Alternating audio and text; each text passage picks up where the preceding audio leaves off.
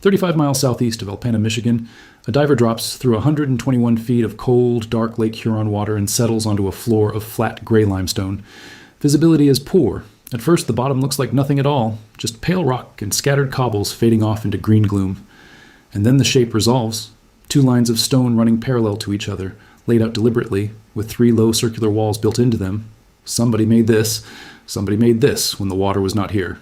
This is the Alpena-Amberley Ridge, and 9,000 years ago it was dry ground, a corridor of grass and tamarack that ran across the middle of Lake Huron all the way to the shore of southern Ontario. Then the lake rose and covered it, and it has been down there ever since. That corridor sits inside Anishinaabe homeland. The Ojibwe, the Odawa, and the Potawatomi have been reading this shoreline and this water for a very long time, which leaves a question hanging over the entire site, and nobody has answered it. Does anyone remember this place? Could anyone?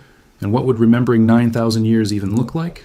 To get anywhere near that, we have to begin where the evidence begins, not with the stories yet, but with the stones on the floor of Lake Huron and the flakes of chipped rock lying next to them. The ridge was noticed on a map before anyone ever dove on it. John O'Shea, curator of Great Lakes archaeology at the University of Michigan Museum of Anthropological Archaeology, was studying a bathymetric chart of Lake Huron, the kind that shades deep water dark blue and shallow water pale. And there was a long, pale streak cutting diagonally across the middle of the lake. It runs roughly 90 miles from the Presque Isle area near Alpena to Point Clark, close to Amberley on the Ontario side, and it is about 9 miles wide. On the map, it looks like a road. Because the technology for finding shipwrecks had gotten very good in the Great Lakes, O'Shea and his colleagues could borrow it. Side-scan sonar first, then multi-beam sonar mounted on research vessels out of Alpena, then autonomous underwater vehicles, then remotely operated vehicles with cameras, and finally divers on the bottom with tape measures and slates. What they have found is not one thing. More than 60 stone constructions have now been documented on the Alpena-Amberley Ridge, and they range from small circles of stacked rock that would hide one person crouching, up to elaborate complexes with long drive lanes, standing cairns, and multiple blinds working together. They are, in form and placement, extremely close matches to caribou hunting structures known from the Canadian Arctic. The best documented of them is a site called Drop 45, cataloged in the state site files as 20AL104. It sits on a level pavement of limestone bedrock. 2 parallel stone lines lead toward a natural cul-de-sac formed by a patch of loose cobble, and 3 circular hunting blinds are built directly into those lines, with additional stone alignments scattered around them that look like obstructions for steering animals. It is a funnel. It works in one direction only, which tells you which way the caribou were walking. None of this is comfortable work. The dive sites sit 30 to 40 miles offshore in open Lake Huron, which means weather windows, long boat runs from the Alpena harbor, and a bottom temperature that stays near freezing all year. At 120 feet, the light is thin and blue, bottom times are short, and a diver measuring a stone alignment is working against a decompression clock the entire time.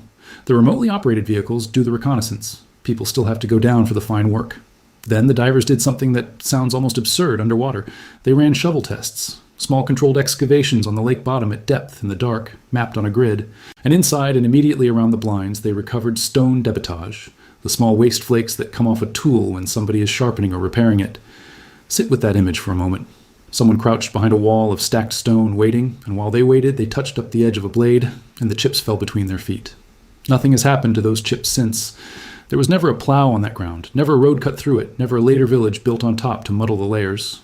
A lake fell on it, and a lake turns out to be a very effective lid. That preservation is the whole reason this site matters more than its size suggests, and it is also what makes the next number hard to hold in your head. If you like documentaries that work through original records, archaeology, and indigenous history without inventing anything, consider subscribing. New ones go up regularly, because the number attached to the Alpena-Amberley Ridge is genuinely difficult to picture. Lake Huron has not always been Lake Huron. After the glaciers pulled back, the entire basin went through a series of violent adjustments as the land itself rebounded upward and drainage outlets opened and closed. The most extreme of those was a low water stage called Lake Stanley. And during Lake Stanley, the water in the Huron Basin sat somewhere between 230 and 328 feet below where it sits today. The basin was split into 2 separate lakes with dry land between them. That dry land is the ridge. 9,000 years ago is a number people nod at without really absorbing, so place it. The oldest stones at Stonehenge had not been raised. The pyramids at Giza were about 4,500 years from being started. Writing had not been invented in Mesopotamia. Somewhere between 300 and 350 human generations stand between those hunters at Drop 45 and the diver hovering over their blinds. We also know what the place looked like, which is a strange thing to be able to say about a landscape at the bottom of a lake. Sediment cores pulled from the ridge were analyzed by Lisa Sonnenberg and John O'Shea, with the results published in the journal Geoarchaeology in 2016. Grain shape, marsh microfossils, non-arboreal pollen, and preserved ancient wood all point the same direction. The Alpena-Amberley Ridge was a kind of prairie parkland, open grasses with scattered spruce and tamarack, broken up by boggy marshes, shallow ponds, small rivers, and a few larger lakes. And it was cold. This is the detail O'Shea keeps coming back to. The early Holocene was a warming period across most of the continent, but the ridge had frigid glacial meltwater sitting on both sides of it, which held the temperature down. So while the Michigan and Ontario mainlands were turning into warmer forest, this narrow corridor stayed cool and open. Ice Age animals stayed with it. Caribou were on the Alpena-Amberley Ridge long after they had gone from southern Michigan, and they were funneled onto a strip 9 miles wide, moving in predictable directions twice a year. Then the water came back. The sediment record describes the flooding as rapid but gentle, which is an unusual combination. It did not scour the ridge or wash the stones apart. It rose over the top of the drive lanes and the blinds and the flakes of chert and simply closed. Everything stayed exactly where it was. So the physical side of this is solid, checkable, and published. The moment you turn toward the human side, the ground gets much less firm. Here is the honest problem with the title of this video, and it deserves to be dealt with directly rather than smuggled past. There is no recorded Anishinaabe oral tradition that names the Alpena-Amberley Ridge. Not one. No account has been collected that describes a stone drive lane on a dry corridor across Lake Huron, or hunting caribou where the ferry lanes now run. If such a story exists inside a community, it has not been published, and it would not be anyone's business to publish it without permission. There is a second problem, and it comes from Anishinaabe tradition itself. The migration account recorded by Edward Benton Benai of the Lac Courte Oreille Band of Ojibwe in the Mishomi's book, published in 1988, and by the Ojibwe historian William Warren in his History of the Ojibwe People, published in 1885, describes a people who came from the east, from the Atlantic coast, inland, through 7 stopping places: Muniang, which is Montreal, Niagara Falls, the area around Lake St. Clair near Detroit, Manitoulin Island in Lake Huron, Boweding, the place of the rapids, which is Sault Ste. Marie. Most reconstructions of that journey work in centuries and a couple of millennia, not in 9,000 years. The tradition does not claim to remember the ridge, because the tradition describes arriving later. The archaeology agrees with that caution. The people who built Drop 45 are described in the literature as late Paleo-Indian and early Archaic. No researcher on the project claims a straight documented line of descent from those hunters to any specific modern nation. The connection is territorial and ancestral in the broad sense, not genealogical in the narrow one. And the most famous piece of Anishinaabe visual record about the underwater world is younger than people assume. The Agua Rock pictographs in Lake Superior Provincial Park, 117 images painted in red ochre on a cliff face above the water, are generally dated to roughly the last 150 to 400 years. They are extraordinary. They are not 9,000 years old. Academic skepticism about deep oral history is real, and it is not hostile. When Megan Howie and John O'Shea published a paper in American Antiquity in 2006, arguing that an Ojibwe Midewiwin origin story could be read in the layout of the Misaki earthworks in northern Lower Michigan, the archaeologist Ronald Mason published a direct rebuttal in the same journal saying they had overreached. That exchange is exactly the kind of argument that should happen, and it has not been settled. So the easy version of this story falls apart on contact, which is what makes what actually survived so much more interesting. Start with the drive lanes themselves, because this is the part that is not speculative at all. The reason O'Shea's team could identify the structures on the lake floor as hunting architecture is that they had something to compare them to. Inuit hunters in the Canadian Arctic build caribou drive lanes, not built in the past tense, they build them now.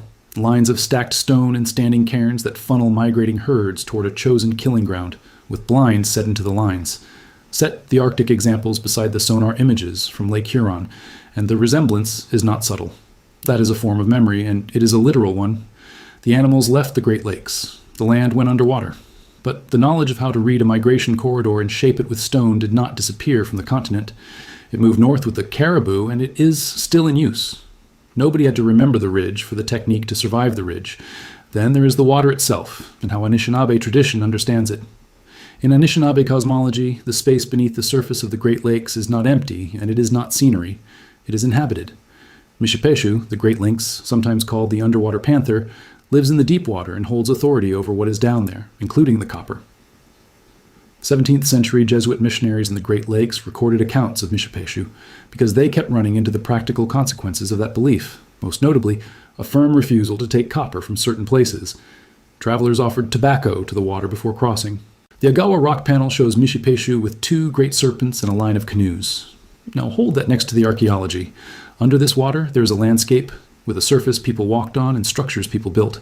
The Anishinaabe framing of the lakes as covering something that has its own presence and its own claims is not a description of the Alpena-Amberley Ridge, but it is a framework in which a drowned inhabited world is entirely unremarkable. And that framework was in place long before any sonar found anything. There is also a broader question here that goes well beyond Michigan, and it has moved a lot in the last decade. Patrick Nunn and Nicholas Reed published a study in the journal Australian Geographer in 2016, examining Aboriginal Australian stories from 21 separate coastal locations, all describing a time when the shoreline lay much further out. They calculated how deep the water would have to drop for each story to be literally accurate, then matched that against the sea level curve. The implied ages ran from roughly 7,000 to 13,000 years. Klamath tradition describes the collapse of the mountain that became Crater Lake, and Mount Mazama erupted about 7,700 years ago. On the British Columbia coast, an excavation on Triquet Island turned up a settlement around 14,000 years old on ground that Heiltsuk oral history had already identified. None of that proves anything about Lake Huron. It changes what is reasonable to consider. 20 years ago, the position that oral tradition could carry a landscape memory across 9,000 years was fringe. It is now a live question in the literature, and no broad academic consensus has been reached. And it also answers the objection you may have been forming, which is fair. If the Anishinaabe migration account describes arriving in the Great Lakes relatively recently, why bring it up at all? Because knowledge in this region never traveled in single-family lines. It moved through trade routes, through marriage between nations, through adoption, and through the Midewiwin Lodge, which carried teaching across enormous distances. Peoples who were here earlier did not evaporate when others arrived. What survives in a place is rarely the possession of one lineage. So let's separate what is settled from what is not, because they get tangled constantly in coverage of this site. Nobody disputes the following. The Alpena-Amberley Ridge was dry land roughly 9,000 years ago. More than 60 stone structures stand on it. The Drop 45. Drive Lane is a deliberate hunting construction. Stone tool debris was recovered from inside its blinds. Caribou migrated across it. Human beings hunted them there, organized in groups coming back season after season, and then Lake Huron rose and covered all of it. Here is where the questions begin. We do not know what those hunters called themselves. We do not know what language they spoke. We do not know whether their descendants are in Michigan and Ontario today, or moved on, or both. And we do not know whether any thread of memory about that corridor survived in any community, because nobody has published one, and it is not the sort of thing that gets handed to a stranger with a recorder. Meanwhile, the place is still there, and it is not remote. Alpena is a working town on the Lake Huron shore with a harbor and a paper mill and a maritime heritage center. The water above the ridge is inside Thunder Bay National Marine Sanctuary, established in 2000, and the sanctuary's own materials connect the name Thunder Bay to the Anishinaabe thunderbird. In 2021, the research vessel, Laurentian, ran multi-beam sonar surveys out over the ridge for a no-AA ocean exploration expedition, with divers, remotely operated vehicles, and a virtual reality reconstruction of the corridor as dry land, and Anishinaabe fishing tugs work that same water. Under the Treaty of Washington, signed in 1836, tribal fishing rights were reserved in this part of Lake Huron, and licensed tribal fishermen from Michigan nations set nets in Thunder Bay today. Their boats pass over the Alpena-Amberley Ridge. About 120 feet under the hull, the stones are exactly where somebody stacked them. History is rarely solved by one discovery. It gets assembled slowly, one sediment core and one shovel test, and one collected account at a time, and quite a lot of it never gets assembled at all. What the Alpena-Amberley Ridge really offers is not an answer about memory. It is a correction about time. The Great Lakes look permanent. They are not. They are young, they have moved, and within the span of human occupation of this continent, the map of the upper Midwest has been redrawn more than once. The Anishinaabe understanding of these lakes as living, changeable, and inhabited underneath is not a poetic gloss on a fixed geography. On the evidence, it is a more accurate description of what this basin actually does than the one printed on a modern map. The drive lanes are real. The tool flakes are real. The people who left them were real, and they were good at what they did. Whether anything of them survived in memory is a question this video cannot close, and neither can anyone else right now. That may change. Sonar keeps improving, lake sediment keeps yielding ancient DNA, and across North American archaeology, the tribal historic preservation offices and indigenous scholars who once got a phone call at the end of a project are steadily moving to the front of it, where the questions get chosen. Thanks for watching. If you want more of these, forgotten records, submerged landscapes, and indigenous history handled carefully, subscribe and stick around. And I'm curious what you think about the harder question. How long can a story actually carry a piece of geography before it turns into something else? 300 generations? Or 3? Leave it below.